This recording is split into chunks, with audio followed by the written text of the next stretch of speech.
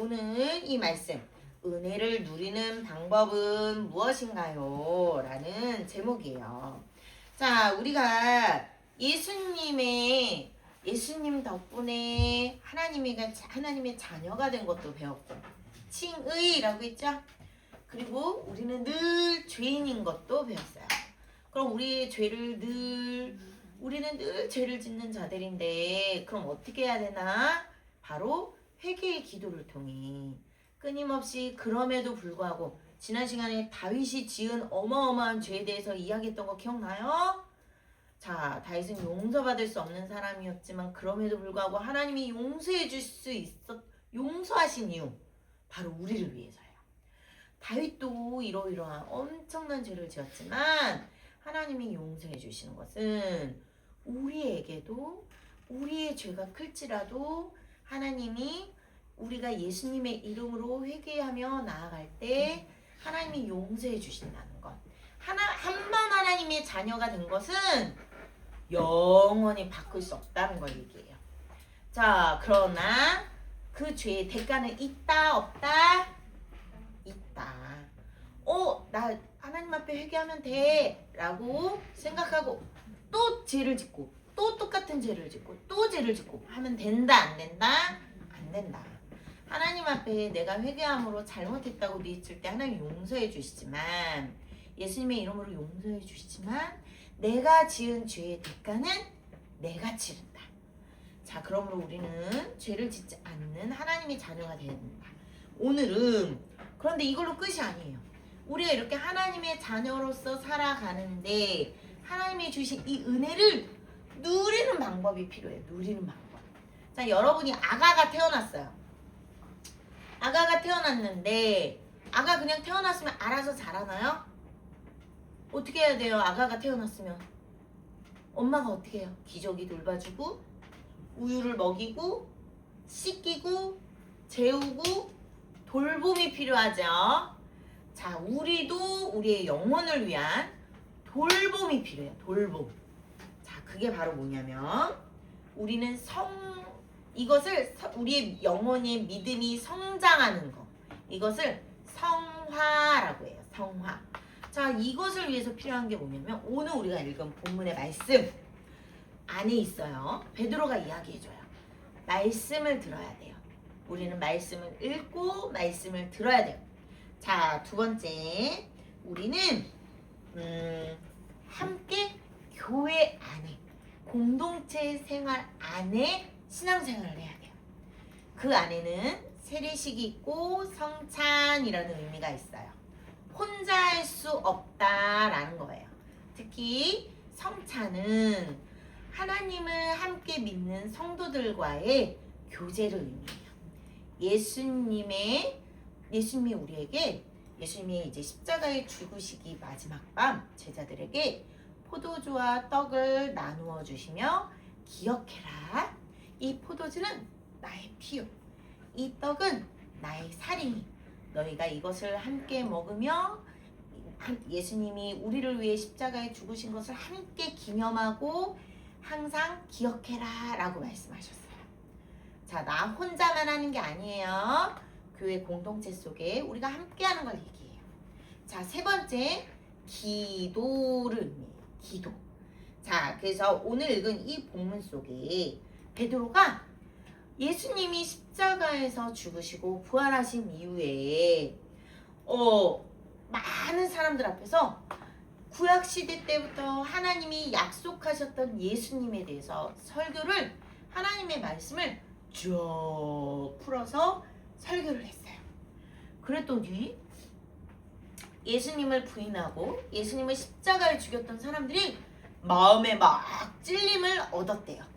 마음에 막 찔려서 우리가 어찌할꼬 라고 할 때 베드로가 제안한 것이, 베드로가 가르쳐준 것이 무엇이냐면, 지금까지 베드로의 설교의 말씀을 들었죠?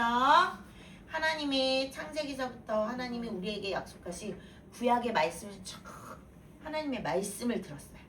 그렇다면 두 번째, 너희가 회개하여, 자 38절 한번 보세요. 회개하여 각각 예수 그리스도의 이름으로 세례를 받고 라고 써있어요. 자, 세례를 받고 죄사함을 받으라.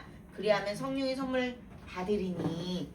우리가 죄의 찔림을 받을 때, 이 예수님, 내가 나의 죄로 인해 찔림을 받을 때, 내가 예수님을 알지 못하지만 이걸 어떻게 해결해야 되지?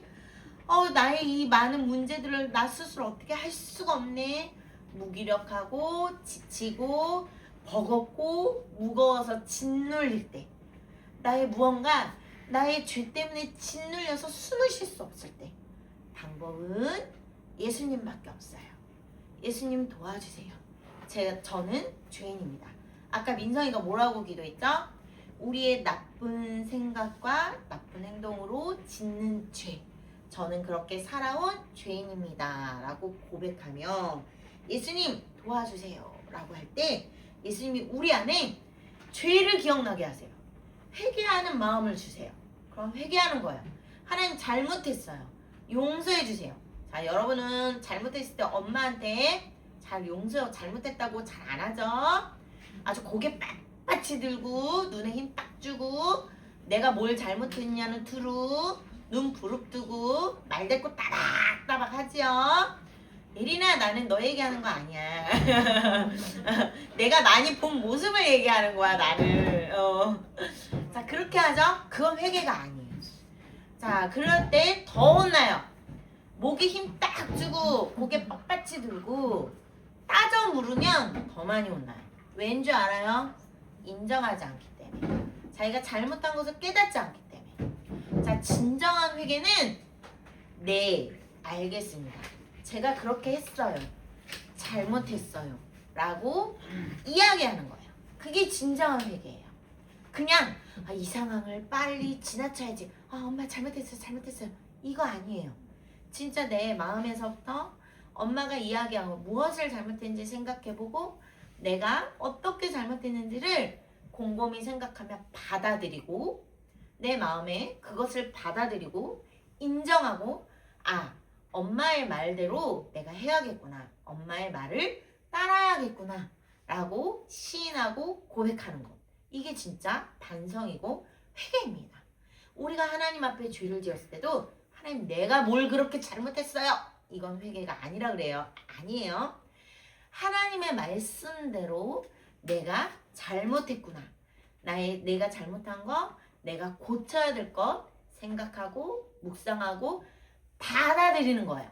자, 우리 친구들은 엄마가 잘못했다고 하면 이유가 많아요. 내가 이래서 이랬고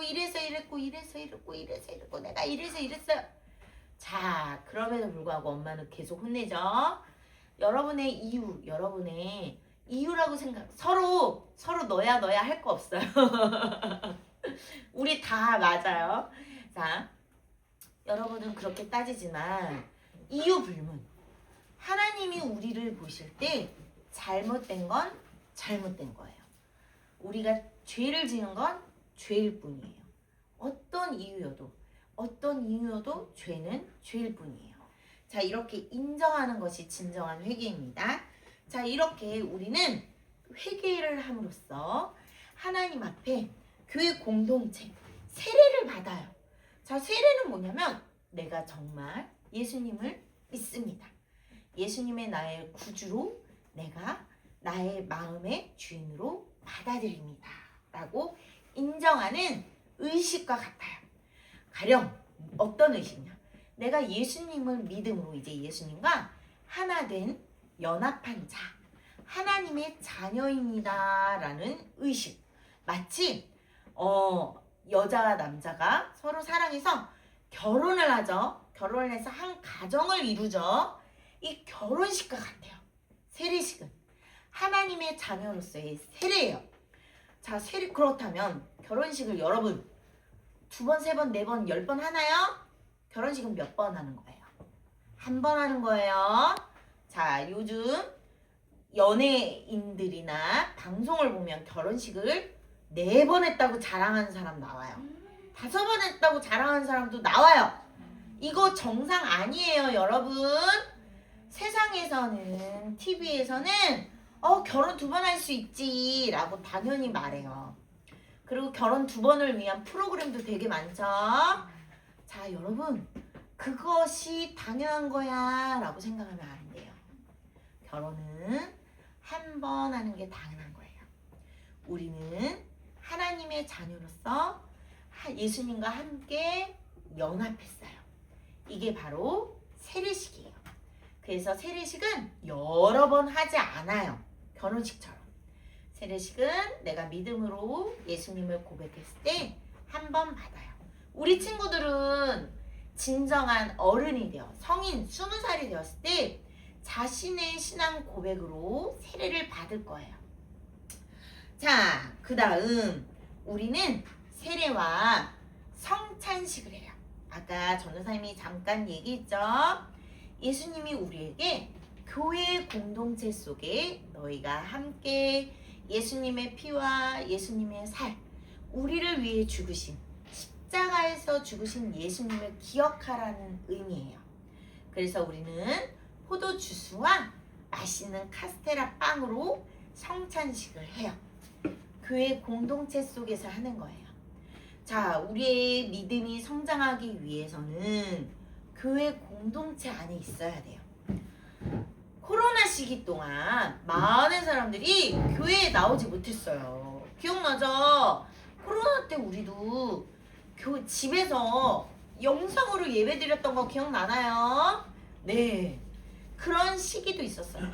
그런데 코로나가 지났음에도 불구하고 계속 유튜브로 기독교 방송으로 영상으로 집에서 나는 예수님 믿어 하면서 예배 드리는 사람들이 아직도 많대요.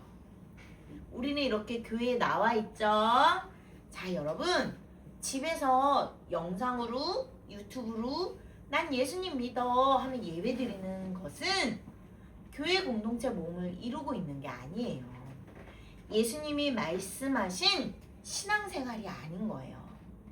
예수님이 우리의 믿음이 성장하기 위해 우리에게 이렇게 오늘 가르쳐 주시는 방법은 교회 공동체를 이루라는 것이에요.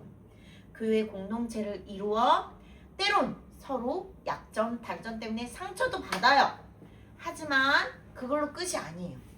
서로의 약점과 단점을 위해 기도하고 약점과 단점이 고쳐지는 것을 보며 그 상처가 회복이 되고 위로가 되고 믿음이 서로가 성장해 가는 거예요.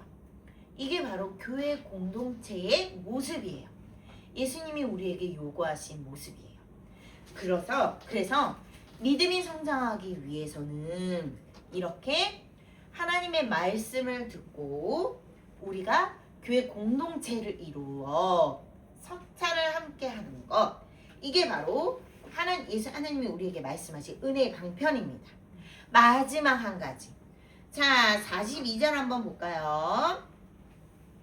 그들이 사도의 가르침을 받아 서로 교제하고 떡을 떼며 오로지 기도하기를 힘쓰니라 라고 나와 있어요. 자, 여기서 서로 교제하고 떡을 뗀다 라는 건 교회 공동체 안에서 성찬식을 하는 것을 얘기해요. 자, 그리고 함께 교제하는 것. 우리가 서로의 안부를 묻고 문안하고 서로의 근황도 물어보며 걱정하고 함께 기도하죠. 이게 바로 서로의 교제하며 떡을 떼는 것입니다. 그리고 오로지 기도에 힘쓰니라. 바로 기도예요. 자, 아까 말씀을 들어야 된다고 했어요. 함께 교제해야 돼요. 교회 안에서. 그 다음 마지막 기도가 필요해요. 기도가 없이는 우리의 믿음이 자라지 않아요. 그런데 어떤 사람은 기도만 하는 사람이 있어요. 기도만 해도 안 돼요. 하나님의 말씀을 읽고 기도해야 돼요. 자, 기도하는 것에 있어서 말씀이 중심이 되어야 돼요. 여러분, 이런 이야기가 있대요. 천국에 우리가 나중에 가지요. 천국에 가서 천국에 가면 후회하는 게 없긴 없는데 딱 한 가지 후회하는 게 있대요. 천국에 가서 뭐냐면 그거 기도할 걸. 이거 내가 왜 기도 안 했지? 라고 후회한대요. 왠지 알아요? 기도하는 거. 우리가 잠깐이든 길게든 기도하면 하나님이 반드시 이루어 주시는 것을 천국에서 다 확인할 수 있대요. 그래서 우리는 기도하지 않은 것을 후회하지 맙시다. 자, 그런데 말씀이 없이 기도하는 건 안 돼요. 말씀이 없이 기도하면 이상한 나만의 생각에 빠지게 돼요. 그런 사람들 정말 많아요. 그래서 여러분 저울 알아요? 아, 시소. 놀이터에 우리 시소 많이 타봤죠? 자, 시소를 보면 이렇게 평행을 이룰 때가 있어요. 수평을 이룰 때가 있어요. 수평. 왜 그러죠? 이 친구와 이 친구의 몸무게가 똑같을 때 우리 수평을 이뤄요. 그쵸? 말씀과 기도가 수평을 이루어야 돼요. 말씀이 더 무거워도 안 되고요. 무거워도 안 되고요. 기도만 더 무거워도 안 돼요. 말씀과 기도가 함께 시소처럼, 저울처럼 수평을 이루어 갈 때 건강하게 자랄 수 있대요. 알겠죠? 자, 오늘 왠지 다들 피곤해하는 관계로 어제 견학이 빡셌죠? 자, 마무리하며 기도하겠습니다. 하나님, 오늘 우리 친구들의 믿음이 자라기 위해서 베드로가 알려준 것처럼 하나님 안에서 믿음이 자라기 위한 하나님의 은혜의 방편에 대해서 우리가 이야기를 배웠습니다. 첫 번째 말씀이고, 두 번째 기도이고, 세 번째 성도 간의 교제, 바로 세례와 성찬임을 배웠습니다. 하나님, 우리 친구들이 이 기준을 가지고 죽는 날까지 신앙생활을 잘하며 나아갈 수 있도록 도와주세요. 교회 공동체 안에서 건강한 말씀을 듣고 배우고, 교회 공동체 안에서 떡을 떼며 서로 사랑하며 서로 그렇게 교제하며, 하나님 또 교회 공동체 안에서 함께 기도하며 서로를 위해 기도해주고 함께 기도를 받으며 건강한 모습으로 하나님께서 저희들을 자라게 하여 주시기를 간절히 간구드립니다. 모든 영광 받으시고 하나님 함께 하여 주시고 우리 친구들에게 이러한 강건의 믿음으로 잘 자랄 수 있도록 도와주세요. 감사드리며 예수님 이름으로 기도드립니다. 아멘.